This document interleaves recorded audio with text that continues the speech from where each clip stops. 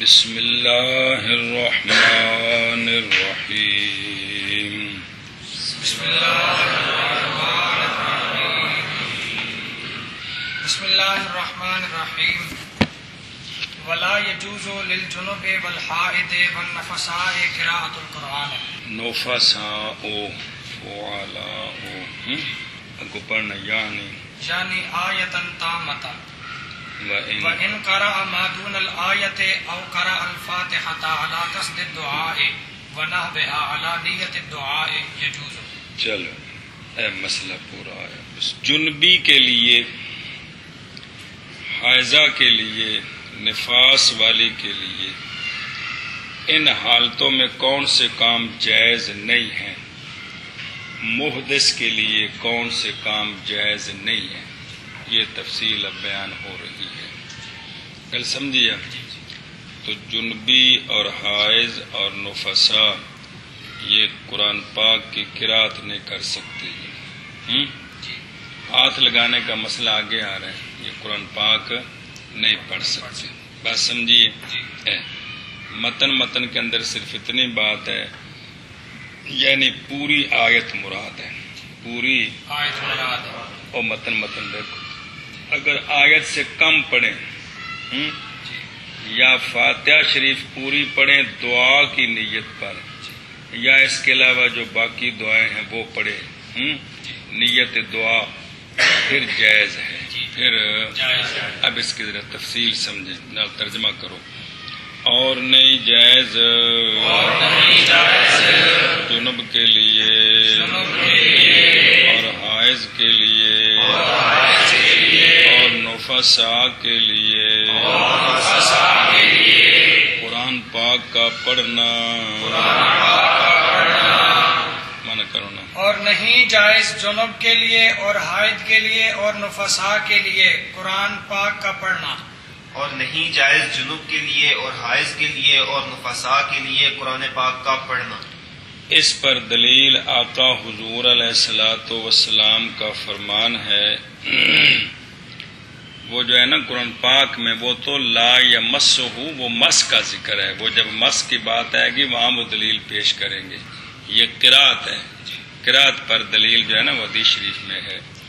آپ صلی اللہ علیہ وآلہ وسلم نے ارشاد فرمایا، یہ نہج کا صیغہ ہے، لا تقرأ الحائض ولا الجنوب شیئا من القرآن، کہ نہ پڑھے حائض اور نہ جنبی کوئی شے قرآن سے. رواہ ترمذی و ابن ماجہ. کل سمجھی. تو یہ آپ صلی اللہ علیہ وسلم کا فرمان ہے. اچھا جی. رواہ ترمذی و ابن ماجہ اور ابن ماجہ عن ابن عمر رضی اللہ تعالیٰ عنہما. اچھا جی. یعنی حضرت عبداللہ بن عمر سے یہ حدیث روایت ہے، ان دو ہستیوں نے کی ہے. اور سنن اربع میں، یہ تو ان دو کتابوں میں، چاروں کتابوں میں، عن علی، سنن اربع جان دو، بخاری مسلم کے سوا چاروں کو سنن اربع کہتے ہیں. حضرت مولا علی رضی اللہ تعالی عنہ وسلام اللہ علیہ وکرم اللہ تعالی وجہہ الکریم سے روایت ہے کہ رسول اللہ، یہ کانا ہے تو لا یحجبہ پر داخل ہے، ماضی استمراری، کہ رسول اللہ صلی اللہ علیہ وآلہ وسلم آپ کو حجب یحجب رکاوٹ بننا، تے حاجز یحجز آڑے آنا. سمجھائیے. دونوں کا مطلب ایک ہی ہے کہ آپ صلی اللہ علیہ وسلم کو نہیں روکتی تھی کوئی شے نگے آ رہا ہے قرآن پاک پڑھنے سے سوائے جنابت کے. یہ لیس معنی اللہ ہے، سوائے جنابت کے. کل سمجھیے. تو لہذا یہ بھی دلیل ہے کہ جب آپ صلی اللہ علیہ وسلم نے جنابت کی حالت میں خود نہیں پڑھا تو یہی مسئلہ ہے کہ باقی بھی نہ پڑھیں. بات سمجھیے. ایشا باسے کہ لا یحجبہ او قال لا یحجزہ عن القراءۃ شیء لیس الجنابۃ. قال ترمذی حدیث حسن صحیح. گل سمجھیجئے. حدیث حسن صحیح. وقال الطحاوی، امام طحاوی رحمہ اللہ فرماتے ہیں، یہ ذرا مسئلہ مختلف ہی ہے، غور فرماؤ گے تو انشاءاللہ سمجھ آ جائے گا. یعنی یہاں تک تو آپ نے یہ سمجھا نا کہ قرآن پاک نہیں پڑھ سکتے، بات سمجھی. امام، اور اس پر دلیلیں بھی آ گئی. امام طحاوی رحمہ اللہ فرماتے ہیں جائز ہے پڑھنا اتنے حصے کا جو کم ہے آیت سے. پوری آیت نہ پڑھے، آیت سے کم پڑھ سکتا ہے. گل سمجھی. مثلا ذالک الکتاب الذین یؤمنون بالغیب، مثال کے طور پر. اچھا جی، ذکر کیا زاہدی نے انہ روایت ابن سماع تھا کہ یہ جو امام طحاوی کا قول ہے نا، یہ ابن سماع کی روایت بھی ہے عن ابی حنیفہ رحمہ اللہ تعالی. اور یہ کہ اسی پر وَأَنَّ عَلَيْهِ الْأَكْثَرُ، اور اسی پر اکثر ہیں. کیا کہ قرات سے مراد یہ قرات بھی پڑھ نہیں سکتے، یعنی پوری آیت مراد ہے، آیت سے کم پڑھ سکتے ہیں. اسی لیے مصنف نے بھی یہ فرمایا ہے، یہ جزی لکھ کر نا کہ قرات نہیں کر سکتے، لکھ کر آگے یعنی سے مصنف نے بھی یہ وضاحت کی ہے. تو مصنف نے یہی قول لیا جو کن کا قول ہے؟ امام نا، امام وہ تو روایت ہے نا یار، قال نسبت دے رہا ہوں اس کو قول کہتے ہیں، یہ روایت امام ابو حنیفہ سے. اچھا جی، یہ بھی اصطلاحیں ہیں جو روایت امام صاحب سے ہے، وہ بھی آپ بول رہے ہیں تو روایت کی گئی، ویسے کی گئی ہے، لیکن وہ جس پر فتویٰ ہوتا ہے وہ اصل یہ اصطلاحیں ہیں. یہ بھی امام صاحب سے روایت ہے، لیکن آپ نے اس کا قول نہیں کیا، مطلب اس پر فتویٰ آپ نے نہیں دیا. تو ورنہ جتنی بھی روایتیں ہیں وہ ساری کیا ہیں؟ قول ہی ہے. کہ یہ تو نہیں، قول کے بغیر روایت کیسے ہوگی یہ جی. اچھا جی، یعنی من کرنا، یعنی نہیں جائز یہ کہ پڑھے آیت تامہ. بھئی قرات قرآن جائز نہیں، مراد آیت تامہ. ہاں جی مانا کرو. یعنی نہیں جائز یہ کہ پڑھے آیت تامہ، یعنی نہیں جائز یہ کہ پڑھے آیت تامہ. یہ ہے قول امام طحاوی رحمہ اللہ کا. وَأَمَّا عَلَىٰ قَوْلِ الْكَرْخِيِّ، امام کرخی رحمہ اللہ کے قول پر آپ فرماتے ہیں پس نہیں جائز قرات ما دون الآیت کی بھی. کل سمجھیے، آیت سے کم بھی جائز نہیں ہے. جائز نہیں ہے. اور یہ وہ ہے جس کو اختیار کیا ہے صاحب ہدایہ نے اور صاحب کافی نے اور ایک جماعت نے. سمجھائیے. مثلا الحمدللہ، یہ بھی پڑھنا جائز نہیں ہے. کل سمجھی. اولئک علی ھدی من ربہم، یہ بھی جائز نہیں ہے. کیوں؟ دلیل کیا ہے؟ کہتے ہیں کہ آپ صلی اللہ علیہ وسلم کا جو فرمان ہے اس میں کوئی تخصیص تو نہیں، وہ تو عام ہے کہ لا تقرأ الحائض ولا الجنوب شیئا من القرآن، کوئی شے قرآن سے. تو یہ جو جملہ ہے الحمدللہ الذین یؤمنون بالغیب، یہ کیا ہے؟ قرآن. شے من القرآن ہے نا جی، تو شے من القرآن ہے، اس لیے اس کو نہ پڑھیں. سمجھائیے. تو علامہ حلبی فرماتے ہیں کہ مصنف علیہ الرحمٰن نے امام طحاوی کے قول کو اختیار کیا ہے، تبھی تو کہا کیا یعنی آیتن. گل سمجھی. انہوں نے اس قول کو لیا. دوسرا قول یہ ہے جس کو اتنے بزرگوں نے قبول لیا ہے. گل ختم ہو گئی. گل سمجھی جی. یہ دو قول ہیں. تو بہتر وہی ہے جو دوسرے اس پر، یعنی میں فتویٰ نہیں دے رہا ہوں آپ کے سامنے کتاب، یعنی بچنا بہتر ہے بچنا. چلو جی، کیونکہ جو اجازت آ رہی ہے وہ بال اتفاق وہ اگلی صورت میں ہے کہ بطور دعا پڑھے جائے تو غلط ہے جی. اچھا جی. فلذا قال، اور اگر پڑھے، اب یہ امام طحاوی رحمہ اللہ کے قول کے مطابق ہے. سمجھی گل. پڑھے وہ جو کم ہو آیت سے، لیکن پڑھے کس طرح؟ بے قصد القرآن، یعنی تلاوت کی نیت سے پڑھے. کس نیت سے؟ تلاوت کی نیت سے. تو یہ جائز ہے امام طحاوی صاحب کے قول پر. گل سمجھیا؟ جی. ایک اگلی بات بالاتفاق ہے تقریباً، یا پڑھے فاتحہ شریف نہ قرآن کے قصد کے ساتھ بلکہ یعنی بطور تلاوت نہ پڑھے. جی پڑھے کس پر؟ بلکہ دعا کے ارادے پر، یعنی بطور دعا، کیونکہ دعا کا طریقہ ہوتا ہے پہلے حمد و ثنا ہوتی بعد میں عرض ہوتی ہے. تو فاتحہ شریف میں الحمد سے لے کر مالک یوم الدین تک جو ہے نا وہ ثنا ہے، اس کے بعد اپنی عبادت کا حوالہ ہے، مدد مانگنے کا حوالہ ہے، پھر اس کے بعد دعا ہے کہ اللہ کریم صراط مستقیم عطا فرما ان لوگوں کا راستہ جن پر تو نے انعام کیا اور مغضوب اور ضالین سے بچا. بس سمجھیا؟ تو دعا کے قصد پر اگر ہو فاتحہ شریف تو جائز ہے. پڑھ سکتے ہیں.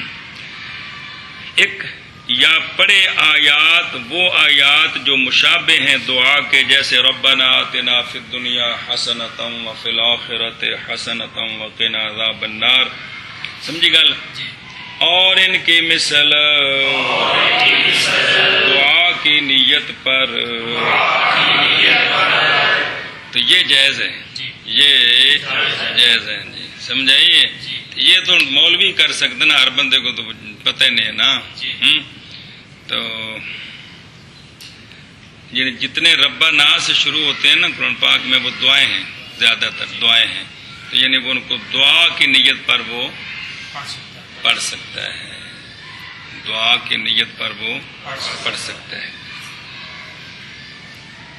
اچھا جی، تو جب خود دعا کی نیت سے پڑھ سکتا ہے تو اگر کوئی دعا مانگ رہا ہو تو اس میں شامل ہونا اور آمین کہنا بھی میرے خیال میں ٹھیک ہونا چاہیے. ہاں جب خود جو دعا کی نیت پر پڑھ سکتا ہے تو دعا میں شامل ہو جانا اس طرح. جی چلو وہ تو نفاس اور حیض والی کے لیے تو باقاعدہ حدیث ہے نا کہ آپ صلی اللہ علیہ وسلم فرماتے ہیں بھی عیدگاہ کی طرف نکلا کرو تاکہ مسلمانوں کی دعا میں شامل ہو، جو وہ تو باقاعدہ حدیث موجود ہے ان کے لیے. اچھا یہ تو ہوگا. یہ اسی طرح اگر سنی مولوی اسد نے کوئی خبر خوش کرنے والی، سارن سرور پیدا کرنے والی، تو اس نے کہا الحمدللہ، تو یہ بھی جائز ہے. کل سمجھی؟ یا اس نے خبر سنی کوئی مطلب ہے کوئی فوتگی کی یا نقصان کی یا فلاں جگہ فیکٹری کو آگ لگ گئی، یا اس نے خبر اخبار کی کوئی بھی سطر پڑھ لی، تو اس میں یہی ہوتا ہے ساری میں. جی تو اس نے کہا انا للہ و انا الیہ راجعون. بات سمجھیے؟ اور اسی طرح پڑھنا بسم اللہ الرحمن الرحیم کا ثنا کے طریقے پر، نہ کہ علی قصد القرآن. سمجھائیے؟ تو یہ ساری صورتیں جائز ہیں. تے مانا کرو. اور اگر پڑھے وہ جو کم ہے آیت سے، یا پڑھے فاتحہ شریف دعا کے طریقے پر اور فاتحہ شریف کی مثل دعا کی نیت پر، تو جائز ہے. تو جائز ہے. اور اگر پڑھے وہ جو کم ہے آیت سے، یا پڑھے لیکن یہ پڑھے بے قصد القرآن. بات سمجھیے؟ جی. یا پڑھے فاتحہ شریف دعا کی نیت پر یا مثل فاتحہ شریف کے دعا کی نیت پر، تو جائز ہے. تو جائز ہے. اچھا جی، اما ما دون الآیت، بہرحال وہ حصہ جو آیت سے کم ہے،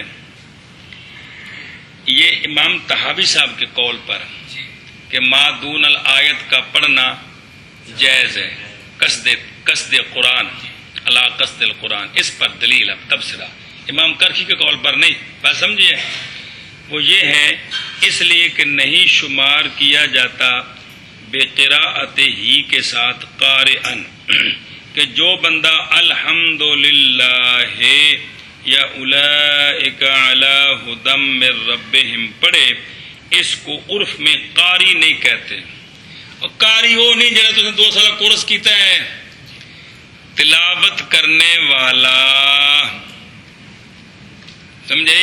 لفظ ساری شریعت میں جڑا پڑھنا ہے نا، لفظ قاری ہی چلنا ہے. تو پکا لو نا قاری تو مراد ساڈے عرفی قاری نہیں، پڑھنے والے مراد، یہ مراد ہے. تو اس کو عرف میں قرآن پڑھنے والا نہیں کہتے. کل سمجھیا؟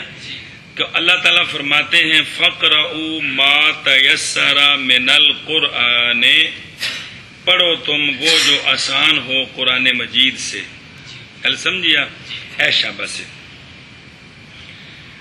کما قال علیہ الصلوۃ والسلام، جیسا کہ فرمایا رسول کریم علیہ الصلوۃ والسلام نے، نہ پڑھے جنب قرآن کو، لہذا پس جیسا کہ نہیں شمار کیا جاتا قاری ما دون الآیت کے ساتھ جواز صلاۃ کے حق میں، حتیٰ کہ نہیں صحیح اس کے ساتھ نماز، اسی طرح نہیں شمار کیا جائے گا اس کو قاری حرمت کے حق میں جنبی پر اور حائض پر.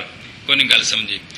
فقرؤ ما تیسر من القرآن ہے نا جی، اور حدیث پاک میں بھی ہے کہ نہ پڑھے جنبی قرآن کو.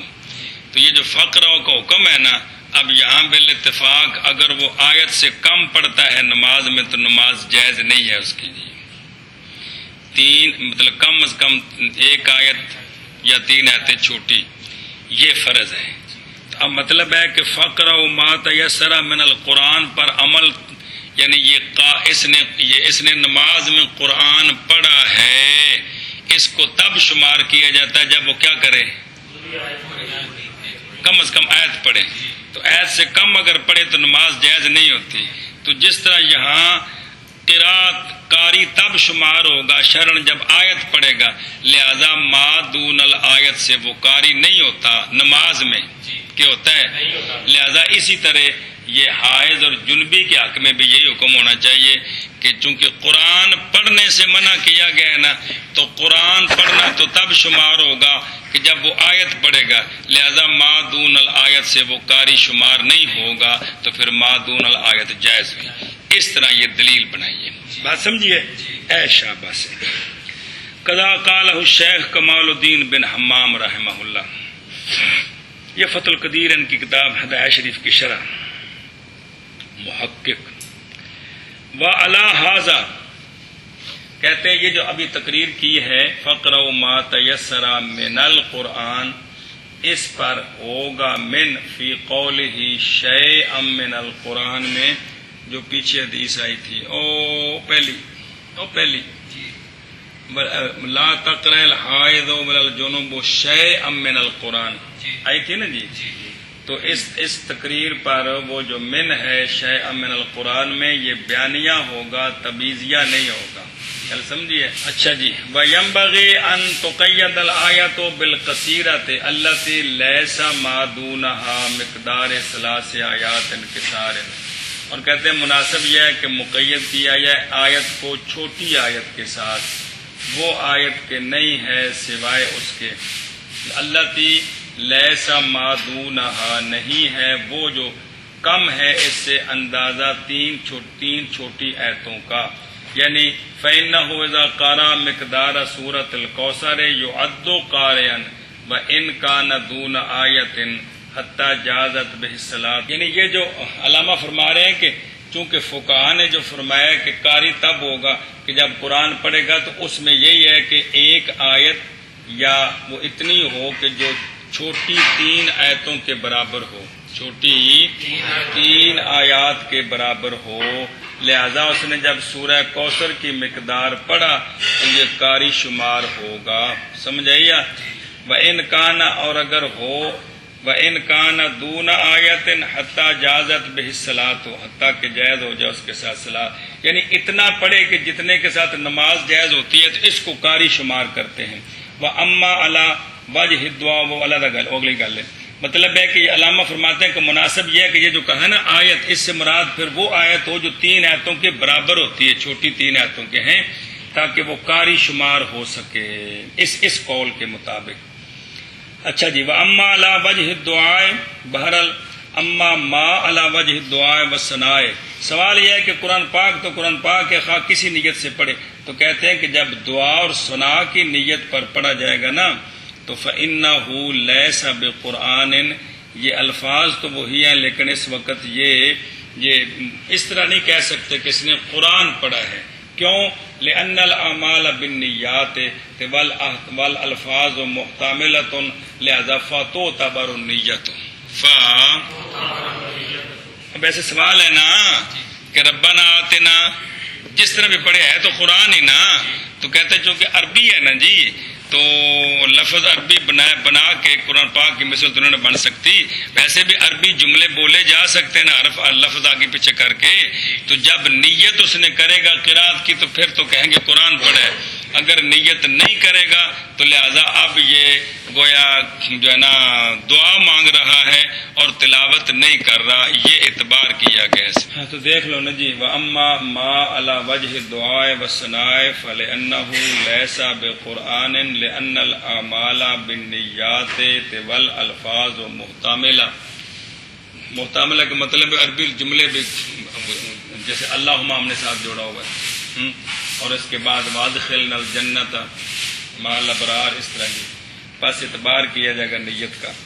اسی لیے اگر پڑھے اس کو نماز میں بے نیت دعا والثناء لا تصح بہ الصلاۃ، کہ اگر کوئی بندہ کھڑے ہو کر قرآن پاک کی آیت پڑھے جو ربنا سے شروع ہے اور اس کو ثنا کی نیت سے پڑھے، دعا کی نیت سے پڑھے، تو نماز صحیح نہیں ہے. لہذا اگر کسی نے فاتحہ شریف پڑھی ہے دعا کی نیت سے تو پھر اسی پر اگر اس نے اللہ اکبر کر دی ہے تو فرض اس میں واجب بھی ہے علیحدہ فاتحہ شریف پڑھنا اور فرض بھی ہے مطلقاً قرات، تو دونوں اس میں آئیں گے. لیکن جب دعا کی نیت کرے گا تو کچھ بھی نہیں ہوا جی، لہذا نماز جائز نہیں ہے. کل سمجھی؟ اے دیکھ لو نیت کے ساتھ کتنا فرق پڑ گیا. چلو جی اب مجہول جتھے بھی آنا ہے مجہول ہونا ہے آخر تک بمانا مکروہ ہوتا ہے، سمجھے؟ مکروہ فعل معلوم کرو بندہ کہ مجہول کرو. یہ جو آیت سے کم پڑھنا ہے یا دعا اور ثنا کے طریقے پر یجوز ہو تو ہے، یہ جواز مال کراہت ہے یا جواز بغیر کراہت ہے؟ جائز تو ہے. آیا اس میں کراہت ہے کہ نہیں؟ بات سمجھے؟ اس میں پھر دو قول ہیں. چلو جی پھر کہا گیا ہے مکروہ ہے. کیا؟ پڑھنا مادون الآیت کا اور اگرچہ علاوہ جی دعا و ثنا ہو، سمجھائیے یہ مکروہ ہے. بعض نے کہا ہے نہیں مکروہ. علامہ فرماتے صحیح یہی ہے، قالہ فی الخلاصہ بھی مکروہ نہیں ہے. جب اجازت ہے تو پھر کراہت اس میں نہیں ہے. اب شابہ پھر کہا گیا ہے کہ مکروہ ہے اور کہا گیا ہے کہ نہیں مکروہ. ہاں جی شابہ. پھر کہا گیا ہے کہ مکروہ ہے اور کہا گیا ہے کہ نہیں مکروہ. کہا گیا کا مطلب ہے فقہا نے اس میں جو وضاحت کی ہے آیا یہ اجازت تو دی ہے بزرگوں نے، آیا کراہت بھی ہے کہ نہیں؟ تو خلاصہ یہ ہے کہ جواز مال کراہت بھی ہوتا ہے، چیز ہے جائز لیکن اس میں کراہت ہے. جی وَأَمَّا قِرَاءَةُ دُعَاءِ الْقُنُوتِ فَلَا يُكْرَهُ. جیسے طلاق کے بارے میں ابغض المباحات ہے تو جائز بوقت ضرورت لیکن بہت مبغوض کام ہے، سمجھائیے؟ ہاں جی شابہ جی. فَلَا يُكْرَهُ فِي ظَاهِرِ مَذْهَبِ أَصْحَابِنَا. چلو اچھا جی، یہ جو دعائے قنوت ہے نا، دعائے قنوت اس کے بارے میں آگے جیسے آ رہی روایت ہے کہ یہ قرآن پاک کی دو صورتیں تھیں منسوخ ہو گئی، بطور دعا باقی رہ گئی ہیں. بات سمجھیے؟ اس لیے اس کو خاص کر کے ذکر کیا دعائے قنوت کو جی، ورنہ حدیث پاک میں اور بہت ساری دعائیں ان کا ذکر نہیں کیا. کل سمجھیا؟ تو قرآن پاک کی دعائیں جب پڑھنی جائز ہیں تو حدیث پاک کی دعائیں پڑھنی بھی جائز ہیں. کل سمجھیے؟ کیونکہ یہ قنوت کے بارے میں کہ جس حدیث آ رہی کہ جناب عبداللہ بن مسعود کے مصحف میں یہ لکھی ہوئی تھی، اس لیے ان کو خاص کر کے بیان کرتے ہیں. اور بہرحال پڑھنا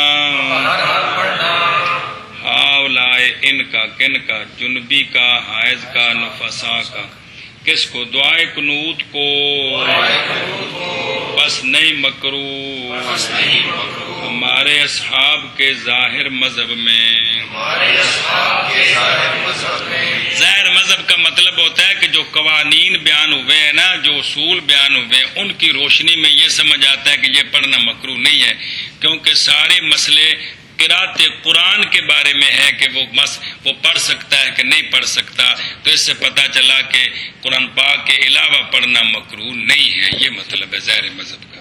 ہاں جی اور بہرحال پڑھنا دعائے قنوت کا پس نہیں مکروہ ہمارے اصحاب کے ظاہر مذہب میں. جی مذہب میں یار پر کے ظاہر مذہب میں. شاباش جی. اور بہرحال پڑھنا دعائے قنوت کا پس نہیں مکروہ ہمارے اصحاب کے ظاہر مذہب میں، اس لیے کہ دعائے قنوت قرآن نہیں ہے.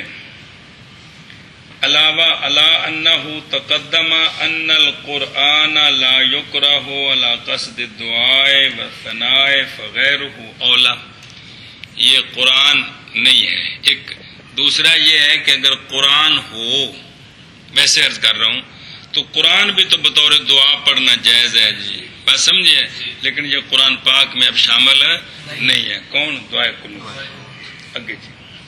وام محمد انہ یکرہ. امام محمد رحمہ اللہ سے روایتاً شاذتاً، مطلب ایک روایت جس پر بھی فتویٰ نہیں دیا گیا، آپ سے روایت شاذہ یہ ہے کہ انہ یکرہ ہو کہ دعا قنوت پڑھنا بھی مکروہ ہے. دعا قنوت پڑھنا بھی، یہ علماء دا اختلاف رحمت. کیا بات ہے، سارے فقہاء دیاں گلاں پڑھ لو نا جی، تے کوئی بھی حدیث نہیں رہندی جس تے عمل نہ ہو. اب آپ نے یہ کراہت کا قول کیوں کیا؟ بوجہ اس شے کے جو روایت کی گئی حضرت ابی بن کعب رضی اللہ تعالیٰ عنہ سے، کہ حضرت ابی بن کعب رضی اللہ تعالیٰ، میں عبداللہ بن مسعود کہہ گا، حضرت ابی بن کعب، حضرت ابی بن کعب رضی اللہ تعالیٰ عنہ نے لکھا تھا اللہم انا نستعینک آخر تک، اور اللہم اہدنی فی من ہدیت الی آخر، لمبی دعا ہے. فی مصحفہ سورتین، آپ نے جو اپنا مصحف شریف تھا نا آپ کا، کن کا جناب، اس میں آپ نے یہ بھی لکھا ہوا تھا، دعا قنوت بھی لکھی ہوئی تھی، اور یہ لمبی دعا اللہم اہدنی فی من ہدیت، سمجھے یہ؟ تو یہ بھی آپ نے لکھا ہوا تھا. تو چونکہ ان کے مصحف میں یہ تھا، اس لیے آپ نے کراہت کا قول فرما دیا. کنہوں نے؟ حضرت امام محمد رحمہ اللہ نے. سبحان اللہ. سورت ذکرہ فی الکنیہ.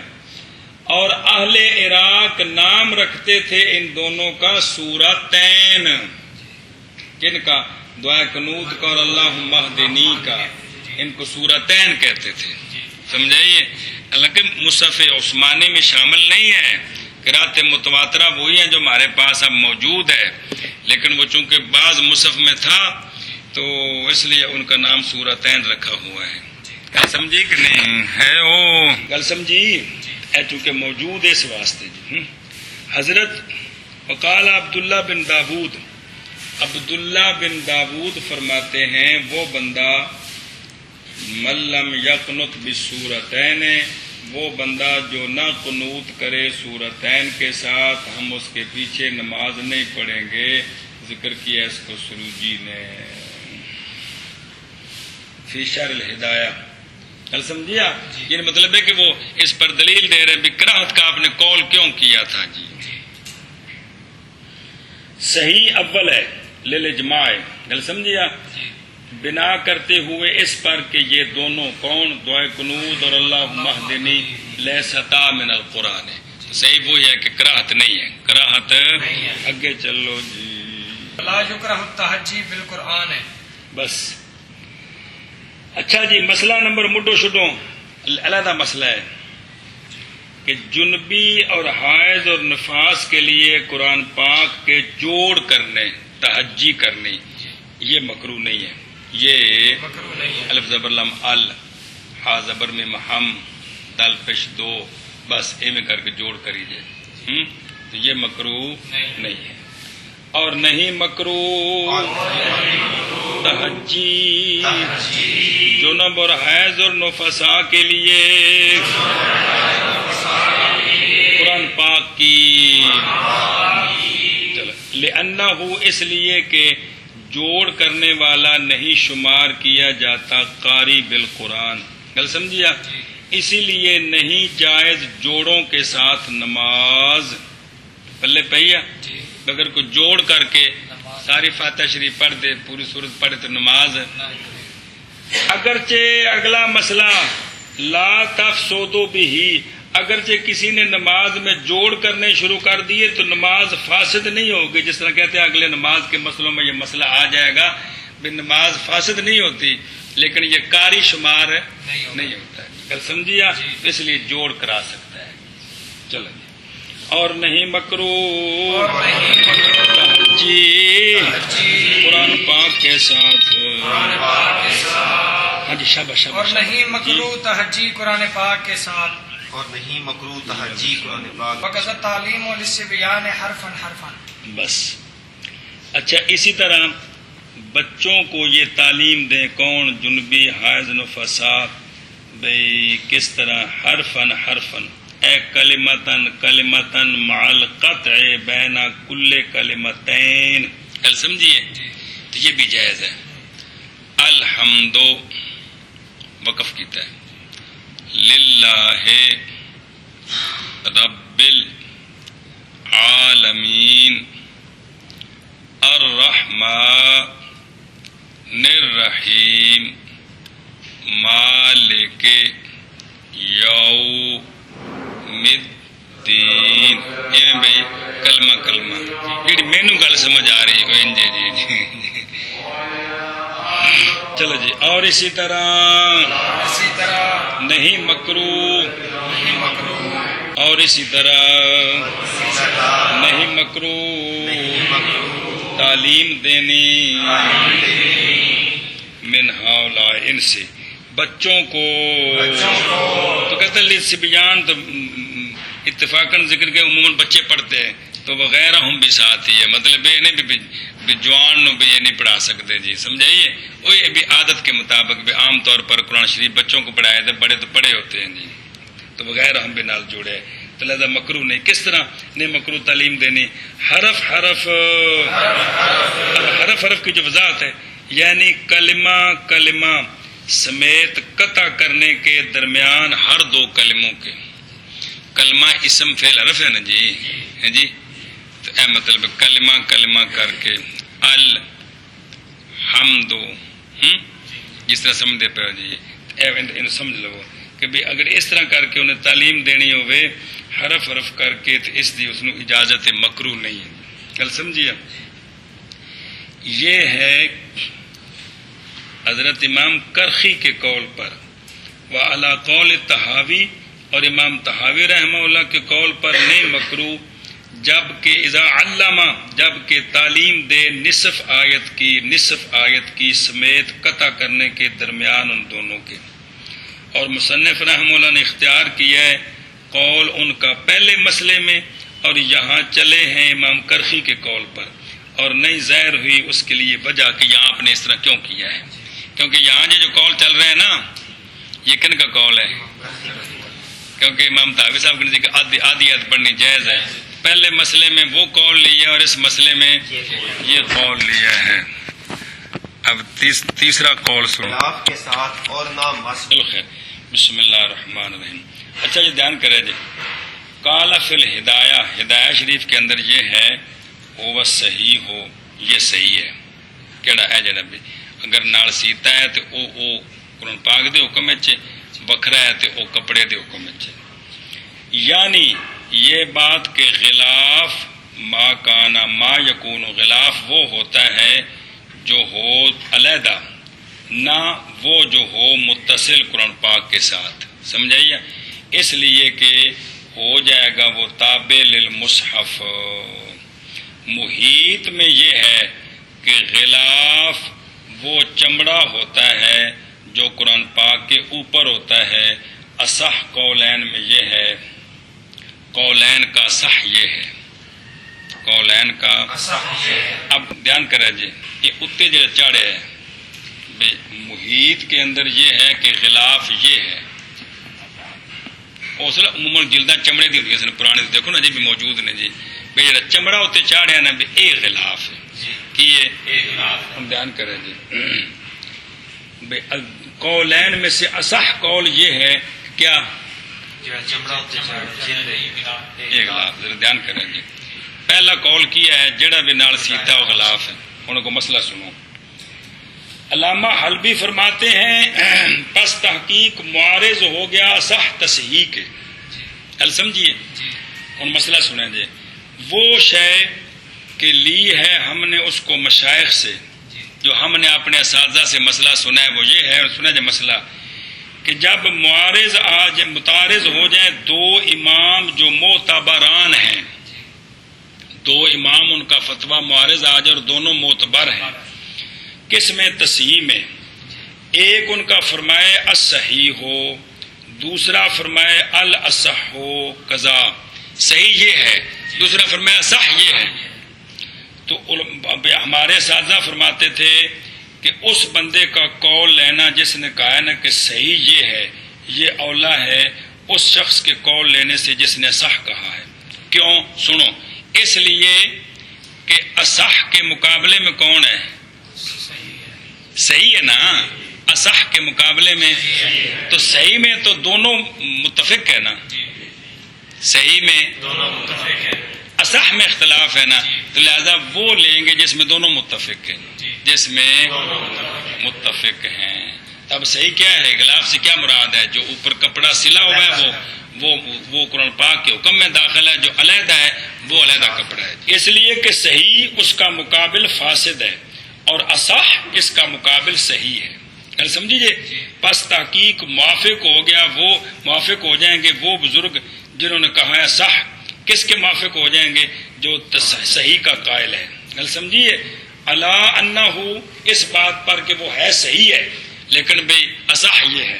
وَأَمَّا مَنْ قَالَ الصَّحِيحُ فَعِنْدَهُ ذَلِكَ الْحُكْمُ الْآخَرُ فَاسِدٌ۔